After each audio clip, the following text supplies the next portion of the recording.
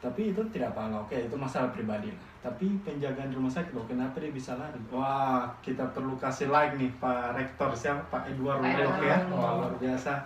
Kalau Bapak melihat video ini kita kasih like Bapak ya. Kalau untuk mati, saya nggak tahu mati atau tidak. Pemerintah juga harus jujur dan adil ya. Cukup terpukul ya bagi umat beragama. Oh, utaga mo dula dulo itu monggol. Kenalan dulu, kenalkan nama dulu. Oh, Karuni dulu. Ini siapa tadi? Bilang di kamera. Nama saya Runi. Oke. Nama saya Adi. Oke, Bro. Nah, kira-kira seberapa lama orang ibu baku dapat? Sudah ada berapa lama ya? Terakhir kan pas Februari dari Pisca. Wah, oke. Berarti Sudah 2 bulan. ini semua masuk 3 bulan istilahnya kan? Sama dengan Adi juga ya? Iya. Oke. Cukup lama. Gara-gara corona. Agak guru. Nah, ini kan saat ini orang mau bahas bagaimana situasi orang sekarang ini dalam keadaan corona ini ya.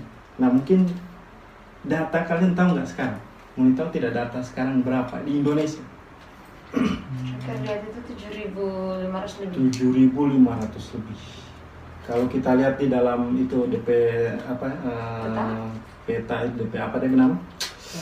DP statistika itu setiap hari itu kan hampir 300-an loh, lebih orang. Itu katanya sih Pak Ahmad bilang itu tesnya dalam seminggu 300-an itu. Tapi dalam akhir hari ini kan April ini apa ya? Naik sekali kan? Luar biasa. Tapi alhamdulillah DP kabar baik, yang sembuh lebih banyak daripada yang meninggal saat ini. Begitu. Nah, tahu nggak nih di ini yang di dunia berapa DP konfirmasi sekarang corona? Tahu nggak? Coba cek. Cek. Masuk. Terakhir baca itu 2000 ratusan. Wah, salah. Tahu lah 2 juta lebih. Udah juta. Yang meninggal itu 190.000 lebih orang. Itu dunia yang peringkat nomor 1 paling banyak yang terkonfirmasi itu Amerika Serikat, terus Spanyol, baru Italia juga. Seperti itu. Nah, sekarang nih kita mau tanya nih sama Ngoni 2 ini, ya. Ini kan sebagai mahasiswa tuh, aktif. Ini mahasiswa apa ini? Oke ya. Ini mahasiswa sejati ya. Ini mahasiswa legend. Ya nanti teman-teman bisa komen tanya legend itu apa. Apa? Oke, nah ini sebagai mahasiswa nih kan apa? Dan kan dengar nih liburan apa? Gimana perasaan kalian, pendapat kalian soal diliburkan kampus ini? Roni dulu, mungkin bisa apa? Apa ya? Kasih suaramu mungkin bisa diperjelas. Saya kan mahasiswa tingkat akhir kan. Jadi untuk dampak atau apa ya, tanggapan tentang COVID-19 bagi mahasiswa itu, yang pertama untuk mahasiswa akhir itu bimbingan terhalang begitu. Jadi bimbingan ke dosen, bimbingan tugas akhir. Tugas akhir ya. Itu jadinya dosen-dosen dianjurkan untuk bimbingan di rumah saja. Sama dengan halnya kuliah online dan bimbingan juga online. Jadi tinggal mahasiswa kasih DP file proposal atau apa tugas akhir, baru nanti dikoreksi sama pembimbing, terus dikembalikan lagi secara online. Jadi cuman bercerita lewat tulisan di online begitu, sudah bisa face to face. Terus bahkan ujian pun online menggunakan aplikasi Zoom. Jadi ujian skripsi online luar biasa. Tapi kalau menurut Adi, sebenarnya menurutnya sebagai mahasiswa nih, senang nggak kalau dia di kuliah begini, kayak liburan begini? Senang atau tidak sih? Kalau orang sih ada sisi senangnya, ada sisi tidak senangnya. Nah, apa yang tidak senangnya? Kalau sisi senangnya itu kuliahnya bisa sambil rebahan, terus bisa sambil makan. Oke, sebelum lanjut, tahu nggak? Membela negara sekarang ada hal yang baru, yaitu rebahan di rumah menyelamatkan negara. Siap. Kita baca di WR bilang Ayo rebahan, mereka menyelamatkan negara. Lanjut. Baru DP sisi buruknya itu kalau tidak ada kuota pasti alpha. Kalau tidak ada data pasti alpha absen. Jadi tidak ada toleransi kan? Ada beberapa dosen yang toleransi, tapi ada yang tidak. Jadi misalnya kalau ada yang dosen killer itu jam 7 pas mata kuliahnya, jam 7 harus stay di. Nggak usah disebut namanya siapa killer. Jadi ya gitu Jadi ada sisi enak dan sisi tidak enak. Tidak ada sama sekali misalnya dia Pak di kampung tidak ada signal atau apa? Tidak ada. Kan jam pulang kampung. Ya, kan tidak semua kan orang punya signal atau rata-rata mau ke taman ada nggak yang ada hambatan beberapa teman-teman gara-gara tidak ada jaringan. Alpa sih tidak ada. Iya alpa. Itu di kos atau di kampung? Di kampung. Jadi pas diminta toleransi dosen bilang kan disuruh itu untuk diam di tempat bukan untuk balik ke rumah. Jadi nggak disuruh jadi itu sebenarnya salah satu penyimpangan penggunaan disuruh stay di rumah aja kan. Oke. Disuruh stay di rumah. Kalau mahasiswa ya harus tetap di kos kalau memang kos ada jaringan kan. Tapi mereka gunakan buat pulang kampung, jadinya resiko kalau di kampung tidak ada jaringan. Oke, karena apa istilahnya juga kan mau gimana lagi dia cara kuliah selain itu. Online. Tapi mungkin apa ya, dosen mungkin kalian toleransi bagaimana yang ente bilang? Apa dia bilang? Kalau yang toleransi itu misalnya kalau itu dikasih izin. Nah, jadi izin saja. Izin saja cuma. Berapa kali izinnya? 3 kalau lewat dari 3 kali itu tidak ada toleransi lagi. Jadi harus usahakan memang harus aktif gitu. Oke, nah Runi kan karena tingkat akhir. Maksudnya sudah ujian atau belum? Belum ya. Nanti kalau bimbingan kayak pas ujian tetap harus online juga ya. Harus pakai Zoom. Kalau yang kemarin yang sudah yang mungkin nggak tahu DP ujian bagaimana pas online itu? Kalau yang online? Iya yang tahu. Kalau teman-teman yang ujian itu, dorang tetap gunakan pakai baju putih hitam. Oke. Untuk yang mahasiswa yang ujian. Jadi orang harus kasih lihat dulu nih lagi pakai. Iya tetap pakaian rapi seperti ujian. Jangan kan ujian ketemu. Kemeja putih di bawah tidak pakai celana hitam. Karena mereka kan berdiri kan. Berdiri harusnya. Oke. Dorang kan ujian terus pakai putih hitam kemeja, baru dosennya pun berpakaian rapi seperti halnya mereka ke kampus begitu. Oke, jadi memang formal juga ya. Cuman DP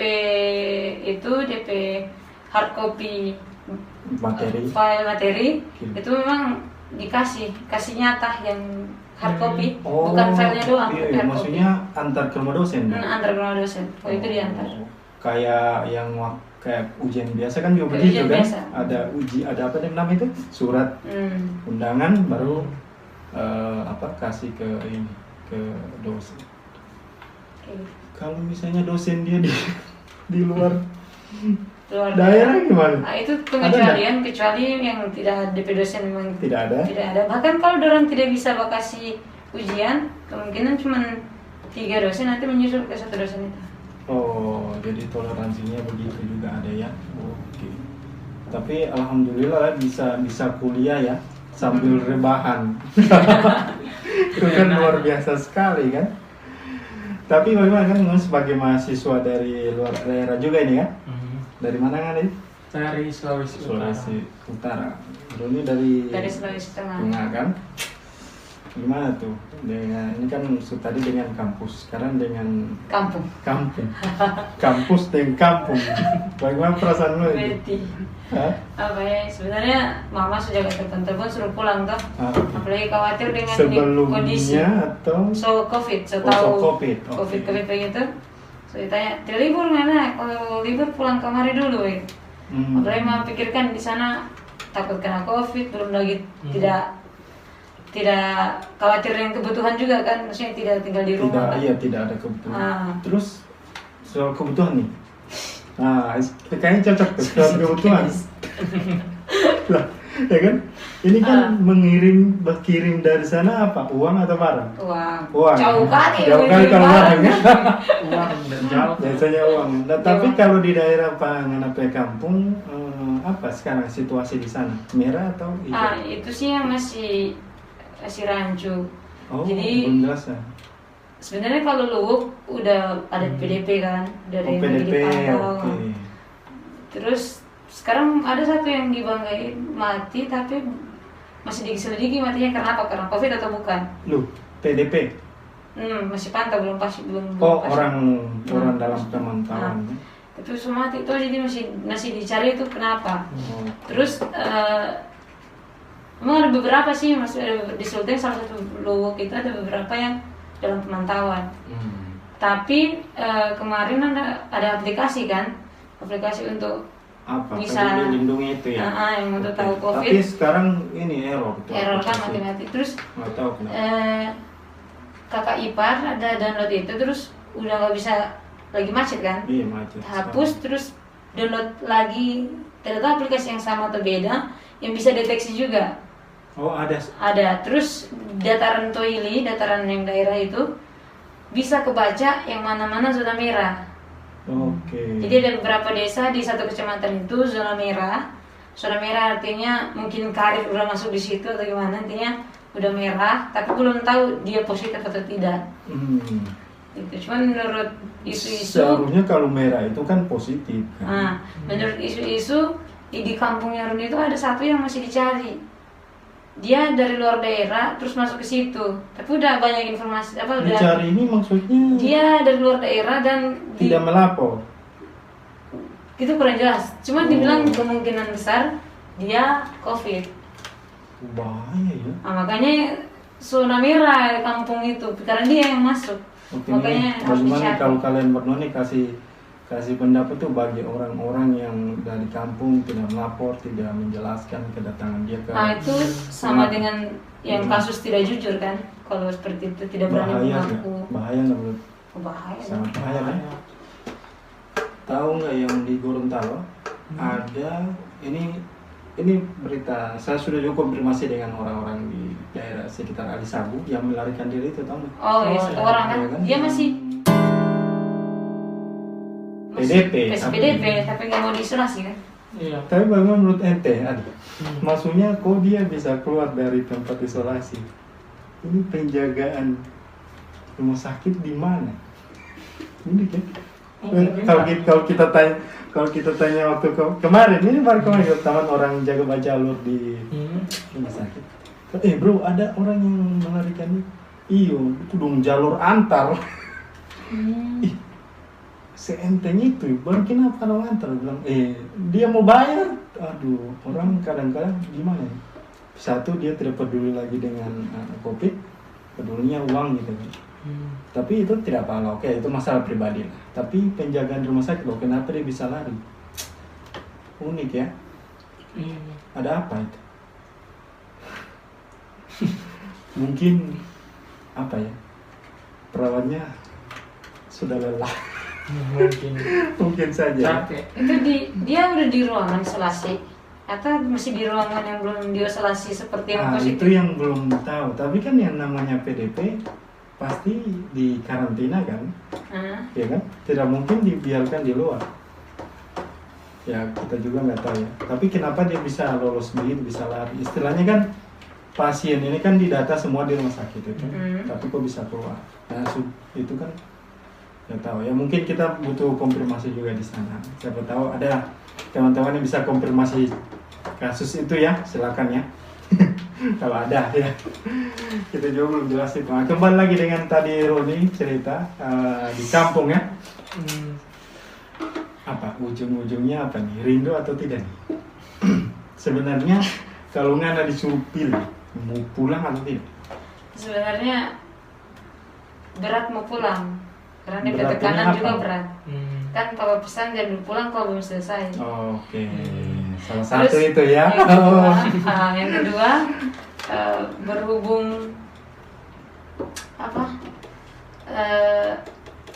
di kampung jaringan susah.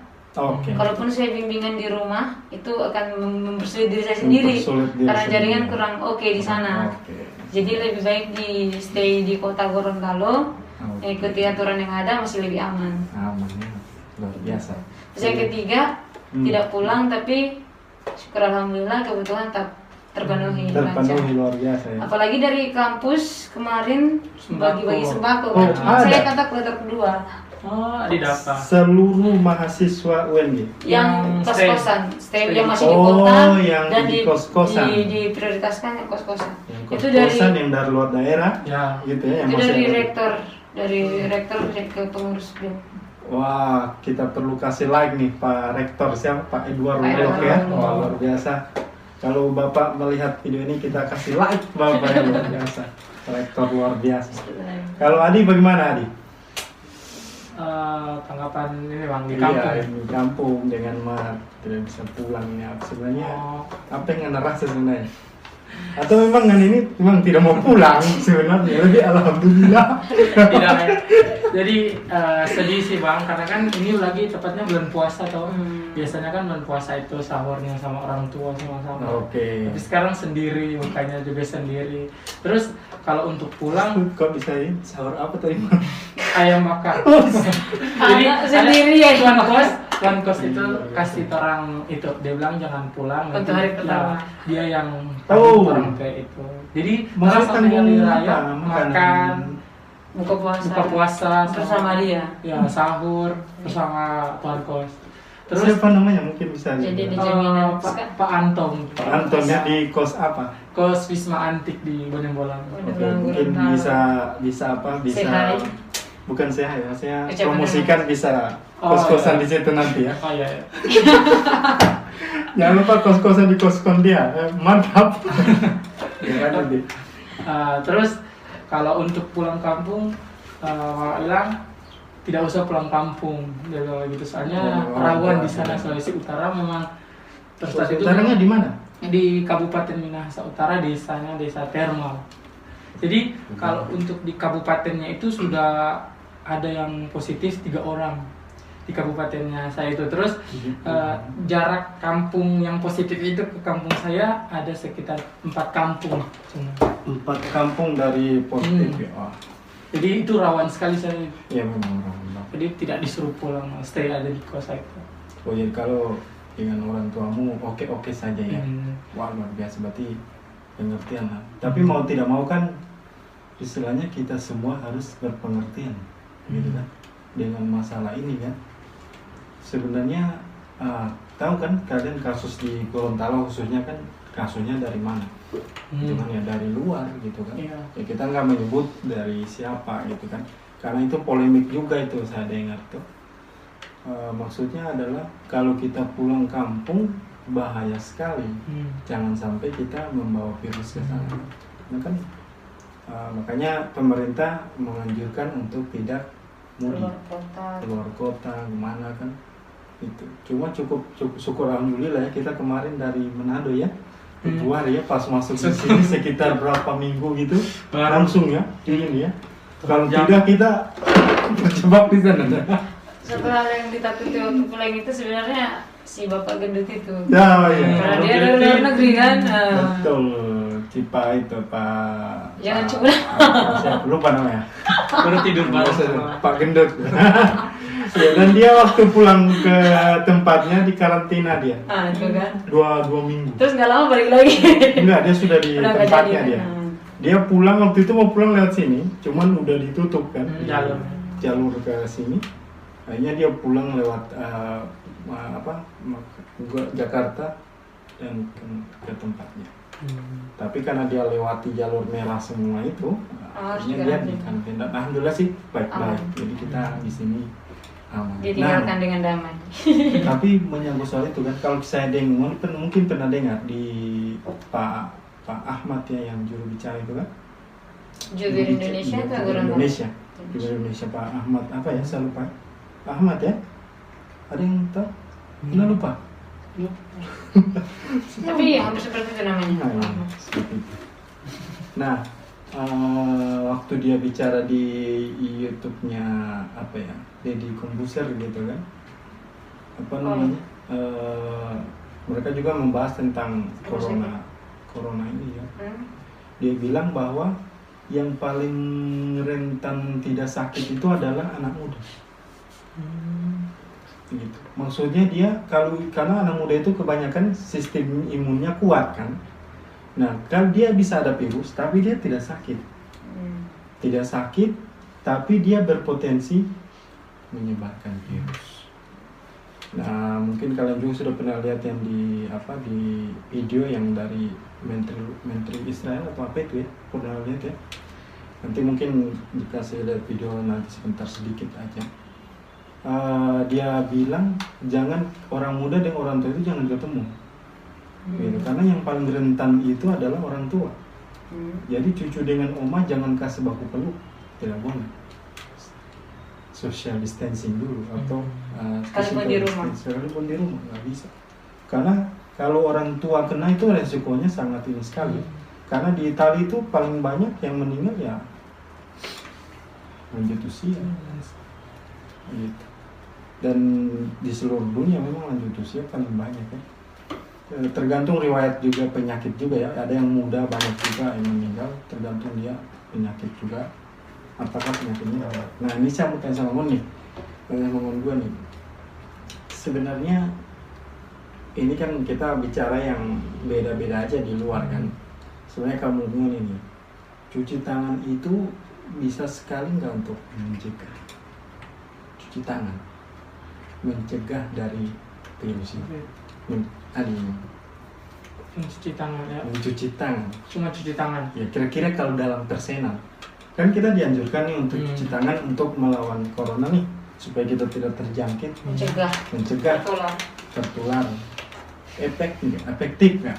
Seberapa efektif ya kalau menurut Ngana, nggak usah sebagai ahli apa? Karena dia bukan aku perawatan. Ya, kita pendapat aja. Pendapat aja keras. Jadi kalau tadi itu cuci tangan mungkin lebih ke 60% atau sampai 70%, karena kan virus itu kan misalnya di tempat-tempat begitu kan, menempel di tempat-tempat. Nah kalau tangannya misalnya tolong dorong atau bertahan di tempat begitu, terus penyebaran virusnya kan lewat mata. Maksudnya orang kucuk mata ya, gitu. Bisa dia masuk saluran itu ya. Saluran. Hidung kan pakai tangan tuh. Jadi kalau menurut Adi cuci tangan itu memang 60-70% itu ampuh untuk mencegah penularan COVID-19 menurut Adi. Mungkin Kak dari keperawatan cuci tangan tuh. Ya apa ya? Kalau laporannya sih ya 80% lah. 80% ya. Karena cuci tangan bagian dari jaga pola hidup bersih kan. Hidup bersih ya. Nah, karena di mana-mana, orang kemana-mana aktivitas apa itu hampir 90% ke atas itu menggunakan tangan. Dan tangan ini yang dipakai kemana-mana gitu. Buka pintu, terima sesuatu, apalagi orang jual beli kan terima duit itu ke tangan, dan ujung-ujung nanti dari tangan itu yang akan ke badan lainnya gitu. Jadi menempel ke baju itu dari tangan atau dari mana kan biasa gini megang ke sini kan nanti nempel-nempel. Makanya kenapa pentingnya disuruh cuci tangan, dan cuci tangan yang benar pastinya kan. Terus pakai antibiotik atau hand sanitizer kan, supaya lebih kumannya lebih dan tangannya lebih bersih gitu. Tapi mati ya virus ini dengan hand sanitizer, desinfektan mati. Kalau untuk mati saya nggak tahu mati atau tidak. Belum ada pembuktian juga kan? Yang mati atau tidak kan belum ada. Obat aja nggak bisa matiin. Jadi iya sih kalau menurut aku sih kalau mati dengan tidak kayaknya tidak besar untuk kemungkinan kalau dia akan mati. Cuman untuk membersihkan tangan aja gitu. Iya kan. Makanya. Nah kalau pertanyaan selanjutnya adalah misalnya nih, kita kan tidak pasti mencuci tangan setiap saat. Misalnya nih, ini ada berita yang orang tertular, ibu-ibu, dia cuma di rumah, tidak pernah kemana-mana, palingan beli sayur di depan rumah. Dia kena COVID, dia positif, tapi dia karena gejalanya ringan, jadi dia di karantina di rumah. Dia bilang mungkin dia tersebar tertular lewat uang, barang diambil begitu. Nah, kan begini, misalnya saya beli nih, misalnya di mana gitu dulu. Nah, tukar uang. Saya kasih harga 10.000 kan, saya kasih 50. Ya, kasih 40 kan? Nah, uang ini kita isikan terserah di mana, mau di kantong, mau di bagasi motor atau di dompet. Sampai di rumah kita cuci tangan. Uangnya kan nggak dicuci. Uangnya dicuci. Ya. Benar ini kalau bisa dibilang membuat sumpah bisa, tapi aneh yang ini kita pernah cuci dompet. Tidak ada. Kita Oh iya. pernah cuci dompet. Oh. Iya, pas pulang ini kayaknya ada cuci tangan terus dompet dicuci. Karena tadi itu loh. Padahal dompetnya cuci, uangnya nggak dicuci. Iya, kita cuci tangan, uangnya nggak dicuci. Oke, uang sekarang nggak dicuci. Terus misalnya siapa teman kita, anak kita, istri kita minta uang atau kita kasih, menyebar dia nggak? Menyebar. Jadi kalau menurut kita cuci tangan sangat di bawah persennya, mungkin 20%. Kalau cuma cuci tangan, desinfektan aja, maksudnya belum ada pembuktian dia mati atau tidak si virus ini ya. Kalau memang hand sanitizer itu kan memang bakteri malah bisa mati kan. Saya pernah lihat ada eksperimen gitu kan, nanti ada YouTube juga yang bikin eksperimen begitu. Jadi ada yang itu cairan banyak sekali bakteri, dia semprot sama hand sanitizer, dia lihat di Microsoft sudah berkurang sekali ya, bakterinya. Itu luar biasa. Tapi kalau untuk virusan tidak tahu, gitu kan. Jadi kalau cuci tangan itu gimana ya? Luar biasa sekali. Wow, iya kan? Jadi yang paling bagus itu kalau menurut kita, ya teman-teman, kalau ada yang komen silakan komen tentang hal ini juga. Yang paling bagus itu seperti dokter, yaitu memakai APD, dan setelah dia masuk berkontaminasi bertemu dengan pasien, dia keluar, dia ganti APD, ganti yang baru, yang itu dibuang. Jadi seharusnya begitu. Itu yang paling efektif. Tapi siapa mau begitu? Kalau tolong bikin begitu dibilang apa? Bahaya kan? Bagaimana? Tapi ujung-ujung untuk orang-orang medis juga wajib cuci tangan. Iya, wajib cuci tangan. Dan cuci tangan sana berpengaruh sekali karena ada yang namanya infeksi nosokomi itu kan. Itu bisa berpindah, orang yang datang sehat terus cuman karena nggak cuci tangan pegang sana terus dia juga kena. Iya, jadi itu sangat dihindari. Makanya kalau ke rumah sakit itu ada antibiotik dengan tempat cuci tangan itu hampir di setiap luar ruangan itu ada. Karena itu jangan sampai masuk dalam pasien dan bawa, apalagi di ruangan-ruangan yang isolasi kayak gitu, itu wajib sekali. Iya. Keluar harus cuci tangan. Untuk mengurangi resiko. Yeah. Tapi kalau membunuh ya kalau kemungkinan tidak sekali gitu kan. Bakteri apapun pasti mati dengan namanya sabun kan. Sabun kan istilahnya dia pelindung dari bakteri kan. Jadi teman-teman tetap cuci tangan ya, jangan tidak ya. Itu bukan anjuran ya, bukan anjuran untuk tidak cuci tangan, tapi itu hanya persepsi kita aja. Mungkin kayak kasus ibu-ibu tadi yang hanya di rumah aja tapi kok bisa kena. Ya mungkin dia hanya, pertanyaan pertama adalah dia tinggal sama siapa? Apakah hanya sendiri? Iya, dia pakai kesaksian kita dengar di berita. Dia yang suami dengan anak. Kemungkinan besar dia setelah menerima barang tidak cuci tangan, terus dia bilang dia ngorek-ngorek ini muka. Itu yang dia bilang kemungkinan besar di situ. Tapi suaminya pun biasa keluar rumah. Tidak juga. Orang memang mengisolasi diri. Lockdown gitu. Secara di rumah ya, di rumah mereka. Jadi saat itu mereka dipisah. Jadi istrinya di kamar gitu, jadi nggak bisa kemana-mana selama 2 minggu itu, 2 pekan itu, supaya lihat apakah dia akan bereaksi sekali atau tidak. Jadi mereka menjaga jarak begitu. Jadi anak dan bapaknya di luar seperti itu. Jadi apa makan apa dikasih gitu. Tapi kalau menurut dia sendiri, kemungkinan dari orang itu, karena dia kan beli sayur, beli apa gitu kan, kemungkinan di situ. Berarti itu sedikit solusinya. Pas terima barang itu pun wajib didisinfektan. Makanya. Bukan cuma tangan yang dicuci, tapi barang yang diterima pun langsung disemprot desinfektan. Nah itu masalahnya Rom sebenarnya. Tidak semua orang begitu. Misalnya HP nih, nggak ada orang yang rela nyuci HP-nya, nggak ada. Disemprot-semprot aja. Dan sebelum disemprot, datang gitu. Dia taruh di meja, dia semprot, kan? Mungkin dia taruh di meja kan, terus dia pindah ke sebelah, baru dia semprot di meja pun di sini yang terkontaminasi, gitu kan. Jadi memang virus ini luar biasa. Sebenarnya kalau kalian baca juga tingkat kematiannya emang masih di bawah ya, masih di bawah daripada MERS dengan SARS dan juga aborsi. Yang penyakit lain, perokok juga gitu, itu masih di bawah ini COVID. Tapi tahu nggak kalian siapa yang bisa jawab saya? Dia mengancam apa? Pernafasan? Bukan. Oh, ekonomi. Perekonomian. Oke. Ekonomi negara. Oke. Dia mengancam ekonomi negara, kehidupan sosial, beragama, dan kejiwaan. Wah. Luar biasa. Karena seperti itu, nah apa hal-hal kecil yang kalian lakukan untuk mengatasi hal-hal ini di dalam pandemi corona ini? Apa? Adi dulu. Hal yang kecil aja, apa kira-kira yang Ekonomi, kejiwaan. Butuh piknik. butuh piknik. Yang harus dilakukan Bang?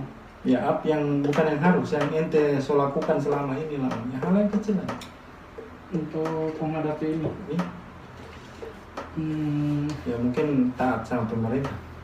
Salah satu jalannya taat sama pemerintah, karena nggak mungkin pemerintah mengeluarkan instruksi untuk stay at home kalau tidak ada dasar dari dasar dari kalau betul-betul ini virus sangat-sangat berbahaya. Jadi ya salah satu cara yang untuk memutus rantai penularan COVID-19 ya tinggal di rumah. Itu yang Adis lakukan. Kita sudah pernah karantina sendiri? Tidak pernah keluar sama sekali? Tidak pernah. Sudah pernah ya? Sudah. Luar biasa. 2 minggu tidak keluar rumah, tidak kos.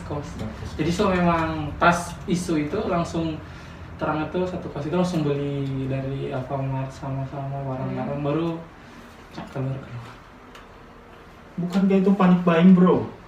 Itu kan panik buying bro. Iya kan? Mulai beli berapa? 1 karung, 2 karung, 3 karung. Istri saya kemarin, Nina, dia ke pasar beli rica berapa gitu, banyak kan.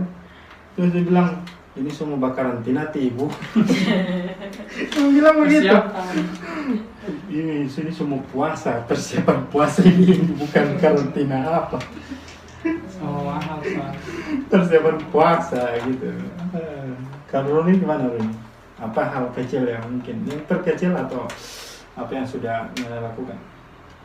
Salah satunya ikut kebijakan pemerintah lah ya, tidak ikut-ikut selain stay at home, tidak ke tempat yang ramai, kayak wisata gitu kan, pasar, ke pasar gitu.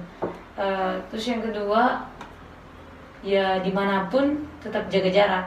Bahkan saya masuk ke kayak tempat-tempat ibadah pun, kalau macam ada sesuatu yang perlu diambil di sana, tuh kita pakai masker, cuci tangan, dan tuh wajib. Salaman begini ya. Salaman. Dari tadi kita belum sentuhan tangan. Nggak pakai tos, nggak pakai, ya. Pokoknya kayak gitu, pokoknya social distancing lah kayak gitu. Ya, wow. Terus yang berikut untuk ekonomi lah ya paling hal kecil yang bisa dibantu ya bantu doa aja supaya perekonomian, supaya ekonomi Indonesia nggak terlalu turun kayak gitu. Karena kan saya tidak ada di bagian pemerintah dan saya juga tidak mengambil bagian apa-apa untuk mengatur stabilitasnya ekonomi. Jadi istilahnya kita juga harus membantu pemerintah. Jadi paling kecil saya hanya bisa berdoa dan jangan berlebih-lebihan. Dan kalau kita punya gitu. rezeki banyak, kita bagi-bagi lah orang berkekurangan. Ya.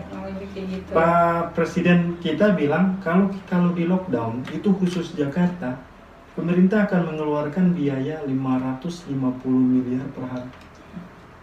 Bayangkan. Dulu itu per hari ya. Bagaimana kalau di lockdown Jabodetabek? Itu baru Jakarta doang. Baru Jakarta Pak Presiden bilang. Memang dia bilang, beliau bilang bahwa tidak semua negara sama gitu, dan lockdown itu tidak semua sukses. Kan di mana lockdown di mana yang sukses gitu kan? Walaupun istilahnya tetap menyebar virus. China pun kemarin kan lockdown, ujung-ujung balik lagi gitu kan. Jadi memang kita dukung presiden lah ya luar biasa. Pemerintah itu salah satu, mungkin itu hal yang paling kecil ya teman-teman ya yang nonton. Hal kecil tuh, dengarkan pemerintah dan banyak berdoa lah. Karena istilahnya apa? Orang yang stay at home itu tidak semua sejahtera. Contohnya saya yang jadi bingung nih makan apa. Ya maksud banyak orang-orang di luar yang tidak siap dengan kondisi ini kan, seperti itu kan. Jadi yang mau bagaimana lagi gitu. Atau kalian punya saran nggak bagi orang-orang yang berkekurangan? Ada nggak saran? Yang kehilangan pekerjaan, ada saran? Nggak ada ya? Susah juga mikirnya, kita juga mikir susah gitu. Karena ini kematian. Kalau barusan kan siapa? Bapak Gubernur kan bagi-bagi sembako itu gimana? Oh iya, bagi-bagi sembako. Iya benar, saya dengar. Berasa Cuman sempat di ini. Sempat di komen kan, Iya, karena ngumpulin cara orang banyak. memberikan ya agak keliru. Salah gitu. Ngumpul. Nah, Seharusnya dibagi antar aja. Atau bisa juga. antar ke lurah. Bisa, tapi orang yang datang social distancing. Ngantrinya social distancing. Kayak gitu. Jadi ngantrinya 2 meter. Nggak bisa berkerumun. Jadi satu-satu bisa pulang, satu pulang gitu kan. Tidak ngumpul. Namanya sembako pasti tidak ada. Iya, jadi apa ya? Mungkin itu salah satu solusi bagi yang berkekurangan, dibagikan sembako dong. Cuman kemarin ada info yang saya dapat di grup WA itu biasa apa? Udah di kelurahan. Jadi dari pemerintah kasih ke masing-masing kelurahan yang ke di rakyat-rakyat. Jadi nggak akan terulang lagi yang kayak kemarin yang ngumpul satu ini terus dibagi-bagi. Oke, jadi pemerintah yang datang ke rumah. Kita doakan jajaran di bawahnya aparatnya dan datang. Kita doakan supaya ya pemerintah khususnya yang di bawah yang sudah tingkat desa jujur ya dan mereka membagikan itu tepat sasaran, tepat pada orang yang membutuhkan. Jangan sampai juga orang-orang yang istilahnya ya yang masih mampu janganlah pura-pura jadi saya kurang. Kalau saya ini pribadi memang saya kurang, cuman kita gak usah ngemis lah, kita masih bisa makan kan, sepiring lah masih boleh lah gitu kan. Kalau masih ada orang tua kan nggak bisa, mama papa masih ada ini nih, masih ada, tenang, oke, aman gitu kan. Gak usah kita ngemis ke pemerintah kan, kasihan juga. Cuman pemerintah juga harus jujur dan adil ya hal itu. Ada lagi nggak yang kita bahas nih? Apalagi? Mungkin kehidupan beragama sulit ya. Wah iya kan? Kalau ini sempat sedikit. Ini entah lelucon atau sesuatu yang serius. Kan dari Menteri Keagamaan sekaligus ke jajaran bawahnya itu kan mereka kasih tahu ke jemaah-jemaah atau pengurus masjid bahwa sholat tarawih selama bulan puasa itu diadakan masing-masing di rumah kan. Terus ada yang nyaut-nyaut tuh rakyat-rakyat atau macam kayak lelucon gitu. Terus kalau yang nggak punya imam gimana? Lekas cari imam. Kayak gitu. Jadi ini satu lucu gimana? Terus ada yang bilang Pak Ustadz imamkan dulu dia kan kayak gitu. Jadi kayak gitu. Itu gimana menurut kalian? Cepat-cepat cari imam. Ini masalah perasaan nih berarti. Tadi cepat cari yang kau imami. Oke? Cari makmum kau ya sebelum terlambat. Jangan turun kaki, ini akhir zaman tadi. Cari makmum segera daripada kau ngimam sendiri. Iya benar ya, tapi istilahnya cukup terpukul ya bagi umat beragama. Karena terpukul, nggak bisa bersama, nggak bisa melakukan hal-hal yang wajib, ya kan? Banyak apa ya? Jadi merasa tertuduh mungkin kan? Saya ditanya teman saya, bagaimana menurutmu? Dia bilang ya. Ini kan kondisi kita harus mengerti juga sesuai hadis Rasulullah juga kan, saya orang Islam bahwa ini ya apa namanya sesuai kondisi ini kan, dikecualikan untuk kondisi seperti ini begitu. Tapi tetap tidak bisa dibilang, tidak bisa dipungkiri bahwa kita ini terpukul karena seperti yang saya bilang tadi, tidak semua orang itu bisa imam, tidak semua orang itu bisa mimpin sholat di setiap rumah. Ya mungkin mereka memilih nggak usah sholat gitu daripada tuh gitu kan gitu. Istilahnya ini terpukul loh, kan sebenarnya wajib kan kalau misalnya itu. Tapi ya kita bilang ke teman kita itu bahwa ya apa namanya kita harus menemukan sesuatu di dalam keadaan apa Allah Tuhan itu mau apa gitu, kita nggak tahu gitu. Mudah-mudahan insya Allah dia kasih jawaban yang untuk kita secara pribadi atau secara keseluruhan bagi bangsa. Oke, apalagi kita bahas ini? Kayaknya sudah full ya. Jam berapa? Oke, kayaknya cukup sampai di sini ya pembahasan kita. Teman-teman bisa lihat di kamera. Semoga bermanfaat buat teman-teman yang menonton kita ini. Dan mohon maaf kalau ada kata-kata yang salah, yang berlebihan. Ya, dan komen ya, jangan lupa komen, like, comment, dan subscribe. Karena supaya apa tuh orangnya tidak garing nih ngomong nih, dan supaya ada apa pendapat atau saran gitu ya. Jadi terima kasih sekali lagi sudah menonton. Tetap terus ya, kami akan membahas hal-hal yang lain daripada yang lain. Oke, bye. Assalamualaikum warahmatullahi wabarakatuh. Salam stay at home. Nah. Undur diri. Udah lah ya. Oke, sudah.